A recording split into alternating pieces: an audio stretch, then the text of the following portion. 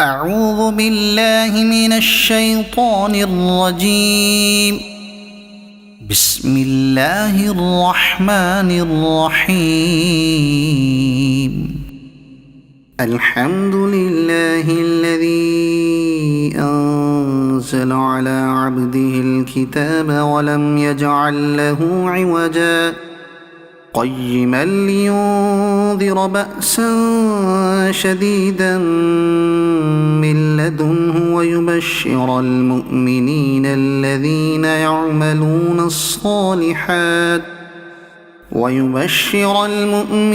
الذين يعملون الصالحات أن لهم أجرا حسنا ماكثين فيه أبدا وينذر الذين قالوا اتخذ الله ولدا ما لهم به من علم ولا لآبائهم كبرت كلمة تخرج من أفواههم إن يقولون إلا كذبا فلعلك باخع نفسك على آثارهم إن لم يؤمنوا بهذا الحديث أسفا إنا جعلنا ما على الأرض زينة لها لنبلوهم أيهم أحسن عملا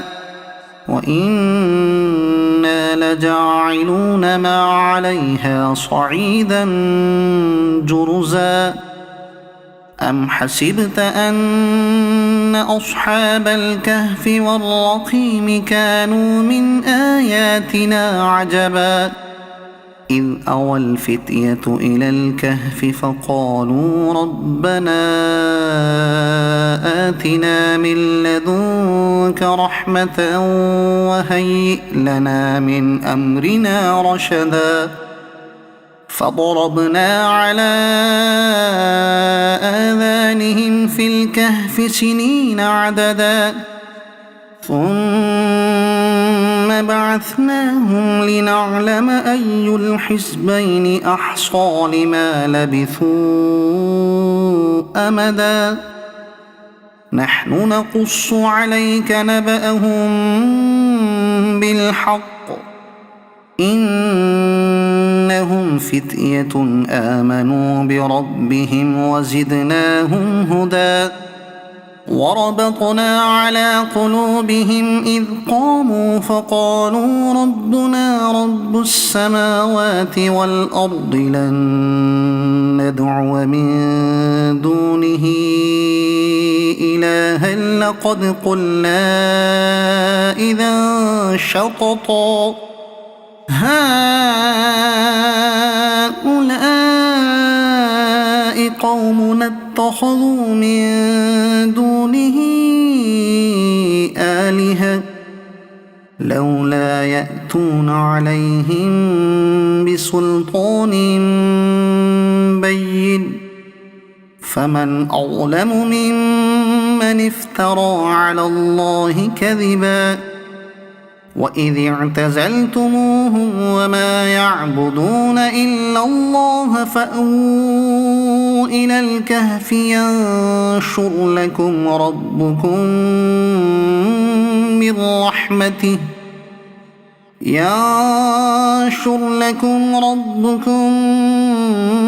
من رحمته ويهيئ لكم من أمركم مرفقا وترى الشمس إذا طلعت تزاور عن كهفهم ذات اليمين وإذا غربت تقرضهم ذات الشمال وهم في فجوة منه ذلك من آيات الله من يهد الله فهو المهتد ومن يضلل فلن تجد له وليا مرشدا وتحسبهم أيقاظا وهم رقود ونقلبهم ذات اليمين وذات الشمال وكلبهم باسط ذراعيه بالوصيد لو اطلعت عليهم لوليت منهم فرارا ولملئت منهم رعبا وكذلك بعثناهم ليتساءلوا بينهم قال قائل منهم كم لبثتم قالوا لبثنا يوما أو بعض يوم قالوا ربكم أعلم بما لبثتم فابعثوا أحدكم بورقكم هذه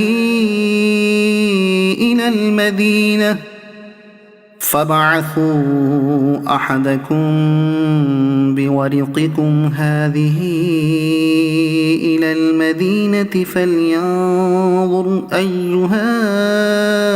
أزكى طعاما فليأتكم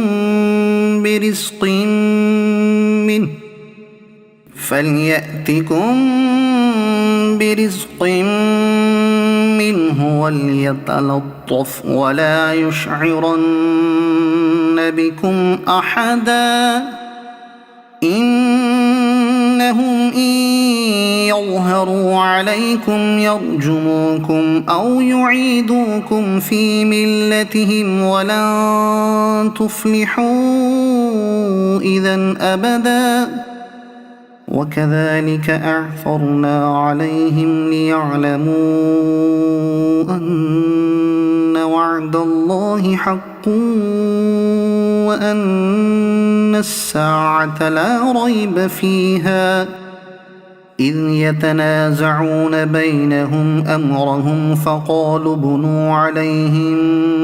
بنيانا ربهم أعلم بهم قال الذين غلبوا على أمرهم لنتخذن عليهم مسجدا سيقولون ثلاثة رابعهم كلبهم ويقولون خمسة سادسهم كلبهم رجما بالغيب ويقولون سبعة وثامنهم كلبهم قل ربي أعلم بعدتهم ما يعلمهم إلا قليل فلا تمار فيهم إلا مراء ظاهرا ولا تستفت فيهم منهم أحدا ولا تقولن لشيء إني فاعل ذلك غدا إلا أن يشاء الله واذكر ربك إذا نسيت وقل عسى أن يهديني ربي لأقرب من هذا رشدا ولبثوا في كهفهم 300 سنين وازدادوا 9 قل الله أعلم بما لبثوا له غيب السماوات والأرض أبصر به وأسمع ما لهم من دونه من ولي ولا يشرك في حكمه أحدا واتل ما أوحي إليك من كتاب ربك لا مبدل لكلماته ولن تجد من دونه ملتحدا واصبر نفسك مع الذين يدعون ربهم بالغداة والعشي يريدون وجهه ولا تعد عيناك عنهم تريد زينة الحياة الدنيا ولا تطع من أغفلنا قلبه عن ذكرنا واتبع هواه وكان أمره فرطا وقل الحق من ربكم فمن شاء فليؤمن ومن شاء فليكفر إنا أعتدنا للظالمين نارا أحاط بهم سرادقها وإن يستغيثوا يغاثوا بماء كالمهل يشوي الوجوه بئس الشراب وساءت مرتفقا إن الذين آمنوا وعملوا الصالحات إنا لا نضيع أجر من أحسن عملا أولئك لهم جنات عدن تجري من تحتهم الأنهار يحلون فيها من أساور من ذهب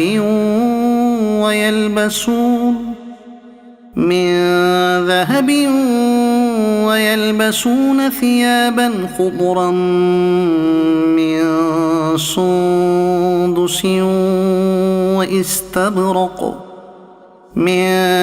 سندس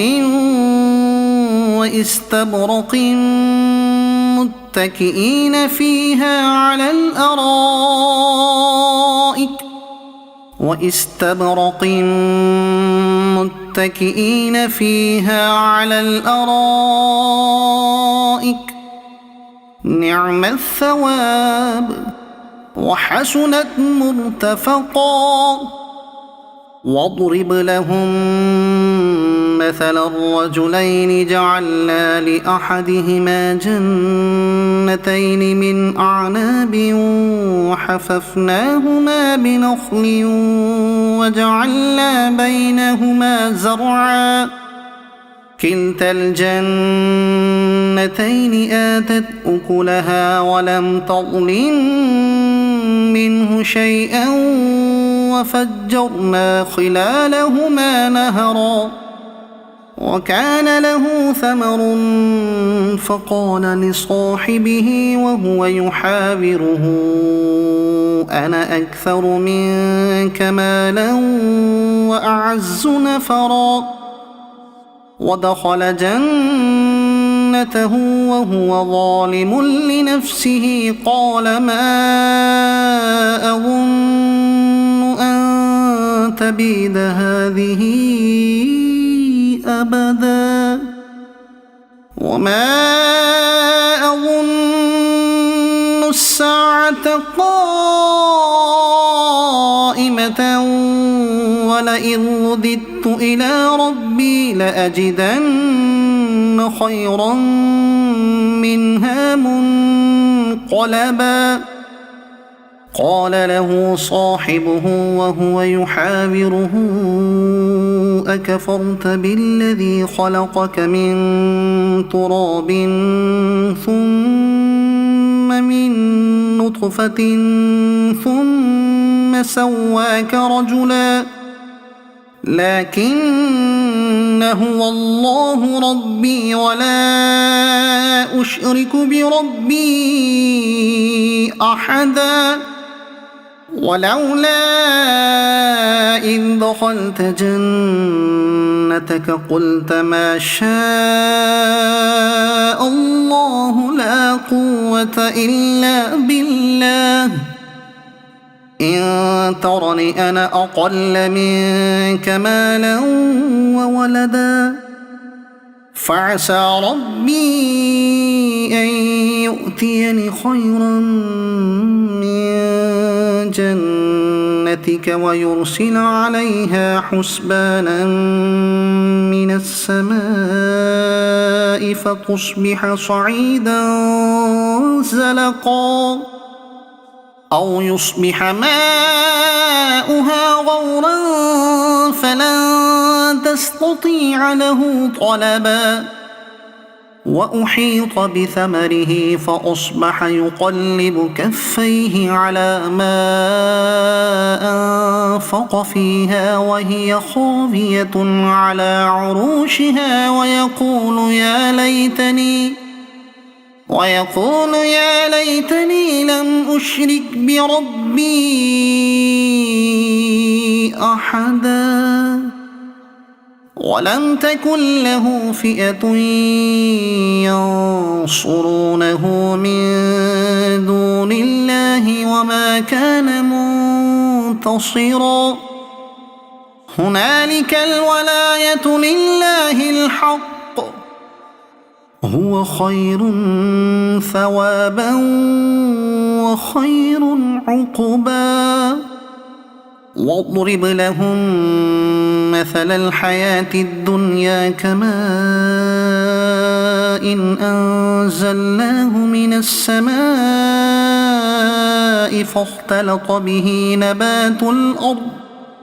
فاختلط به نبات الأرض فأصبح هشيما تذروه الرياح وكان الله على كل شيء مقتدرا المال والبنون زينة الحياة الدنيا والباقيات الصالحات خير عند ربك ثوابا وخير أملا ويوم نسير الجبال وترى الأرض بارزة وحشرناهم فلم نغادر منهم أحدا وعرضوا على ربك صفا لقد جئتمونا كما خلقناكم أول مرة بل زعمتم أن لن نجعل لكم موعدا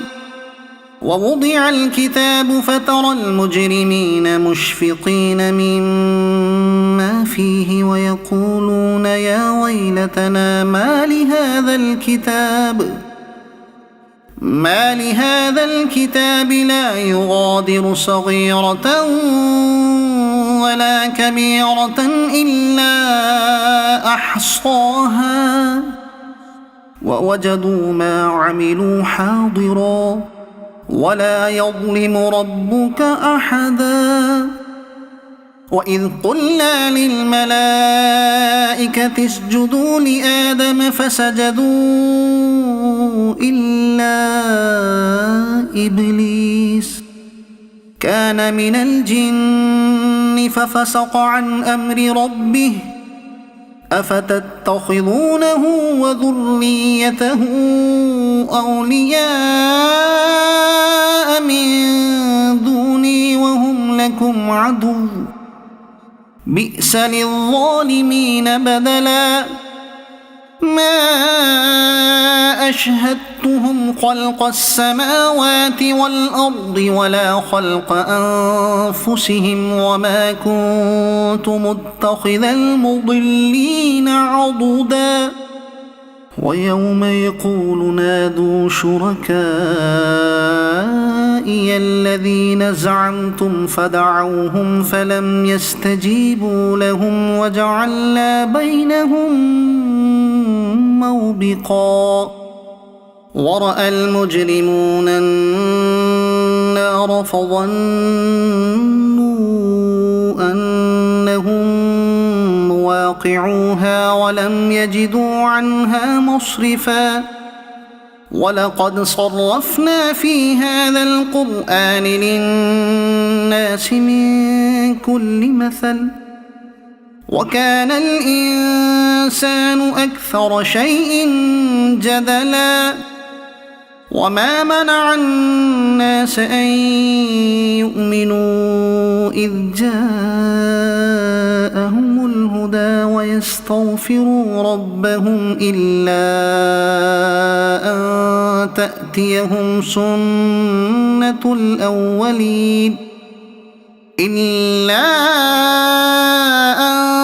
تأتيهم سنة الأولين أو يأتيهم العذاب قبلا وما نرسل المرسلين إلا مبشرين ومنذرين ويجادل الذين كفروا بالباطل ليدحضوا به الحق واتخذوا آياتي وما أنذروا هزوا ومن أظلم ممن ذكر بآيات ربه فأعرض عنها ونسي ما قدمت يداه إنا جعلنا على قلوبهم أكنة أن يفقهوه وفي آذانهم وقرا وإن تدعهم إلى الهدى فلن يهتدوا إذن أبدا وربك الغفور ذو الرحمة لو يؤاخذهم بما كسبوا لعجل لهم العذاب بل لهم موعد لن يجدوا من دونه موئلا وتلك القرى أهلكناهم لما ظلموا وجعلنا لمهلكهم موعدا وإذ قال موسى لفتاه لا أبرح حتى أبلغ مجمع البحرين أو أمضي حقبا فلما بلغا مجمع بينهما نسيا حوتهما فاتخذ سبيله في البحر سربا فلما جاوزا قال لفتاه آتنا غداءنا لقد لقينا من سفرنا هذا نصبا قال أرأيت إذ أوينا إلى الصخرة فإني نسيت الحوت وما أنسانيه إلا الشيطان أن أذكره واتخذ سبيله في البحر عجبا قال ذلك ما كنا نبغي فارتدا على آثارهما قصصا فوجدا عبدا من عبادنا آتيناه رحمة من عندنا وعلمناه من لدنا علما قال له موسى هل أتبعك على أن تعلمني مما علمت رشدا قال إنك لن تستطيع معي صبرا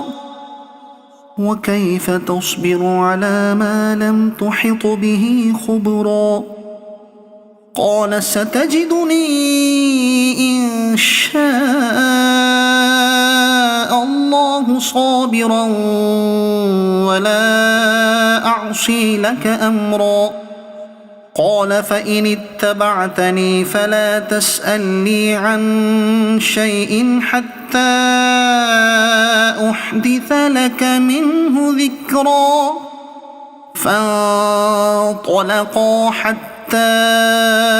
إذا ركبا في السفينة خرقها قال أخرقتها لتغرق أهلها لقد جئت شيئا إمرا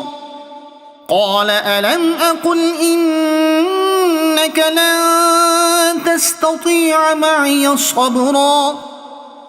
قال لا تؤاخذني بما نسيت ولا ترهقني من أمري عسرا فانطلقا حتى إذا لقيا غلاما فقتله قال أقتلت نفسا زكية بغير نفس لقد جئت شيئا نكرا قال ألم أقل لك إنك لن تستطيع معي صبرا قال إن سألتك عن شيء بعدها فلا تصاحبني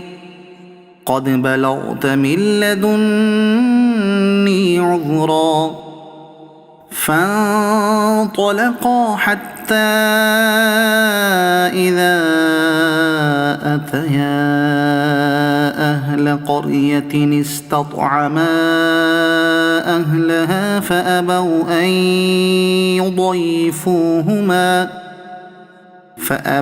أن يضيفوهما فوجدا فيها جدارا يريد أن ينقض فأقامه قال لو شئت لاتخذت عليه أجرا قال هذا فراق بيني وبينك سأنبئك بتأويل ما لم تستطع عليه صبرا أما السفينة فكانت لمساكين يعملون في البحر فأردت أن أعيبها وكان وراءهم ملك يأخذ كل سفينة غصبا وأما الغلام فكان أبواه مؤمنين فخشينا أن يرهقهما طغيانا وكفرا فأردنا أن يبدلهما ربهما خيرا منه زكاة وأقرب رحما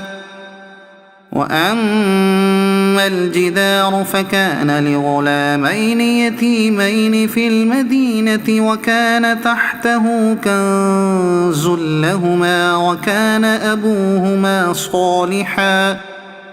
فأراد ربك أن يبلغا أشدهما ويستخرجا كنزهما رحمة من ربك وما فعلته عن أمري ذلك تأويل ما لم تسطع عليه صبرا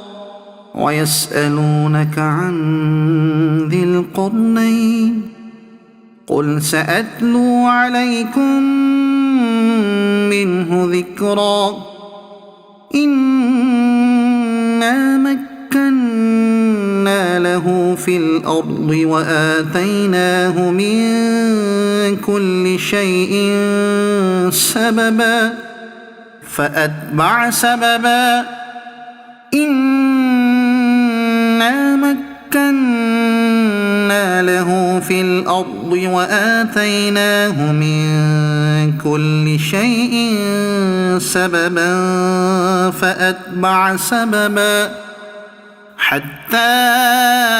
إذا بلغ مغرب الشمس وجدها تغرب في عين حمئة ووجد عندها قوما قلنا يا ذا القرنين إما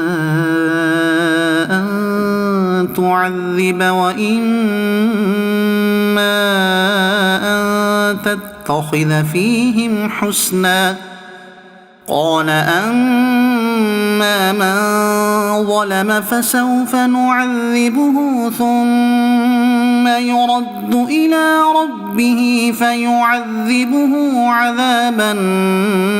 نكرا وأما من آمن وعمل صالحا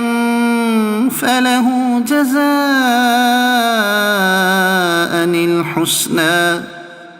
وسنقول له من أمرنا يسرا ثم أتبع سببا حتى إذا بلغ مطلع الشمس وجدها تطلع على قوم لم نجعل لهم من دونها سترا كذلك وقد أحطنا بما لديه خبرا ثم أتبع سببا حتى إذا بلغ بين السدين وجد من دونهما قوما لا يكادون يفقهون قولا قالوا يا ذا القرنين إن يأجوج ومأجوج مفسدون في الأرض فهل نجعل لك خرجا على أن تجعل بيننا وبينهم سدا قال ما مكني فيه ربي خير فأعينوني بقوة أجعل بينكم وبينهم ردما آتوني زبر الحديد حتى إذا ساوى بين الصدفين قال انفخوا حتى إذا جعله نارا قال آتوني أفرغ عليه قطرا فما استطاعوا أن يظهروه وما استطاعوا له نقبا قال هذا رحمة من ربي فإذا جاء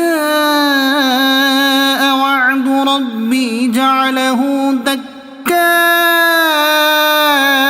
وكان وعد ربي حقا وتركنا بعضهم يومئذ يموج في بعض ونفخ في الصور فجمعناهم جمعا وعرضنا جهنم يومئذ للكافرين عرضا الذين كانت أعينهم في غطاء عن ذكري وكانوا لا يستطيعون سمعا أفحسب الذين كفروا أن يتخذوا عبادي من دوني أولياء إنا أعتدنا جهنم للكافرين نزلا قل هل ننبئكم بالأخسرين أعمالا الذين ضل سعيهم في الحياة الدنيا وهم يحسبون أنهم يحسنون صنعا أولئك الذين كفروا بآيات ربهم ولقائه فحبطت أعمالهم فلا نقيم لهم يوم القيامة وزنا ذلك جزاؤهم جهنم بما كفروا واتخذوا آياتي ورسلي هزوا إن الذين آمنوا وعملوا الصالحات كانت لهم جنات الفردوس نزلا خالدين فيها لا يبغون عنها حولا قل لو كان البحر مدادا لكلمات ربي لنفد البحر قبل أن تنفد كلمات ربي ولو جئنا بمثله مددا قل إنما أنا بشر مثلكم يوحى إلي أنما إلهكم إله واحد فمن كان يرجو لقاء ربه فليعمل عملا صالحا ولا يشرك بعبادة ربه أحدا. صدق الله العظيم.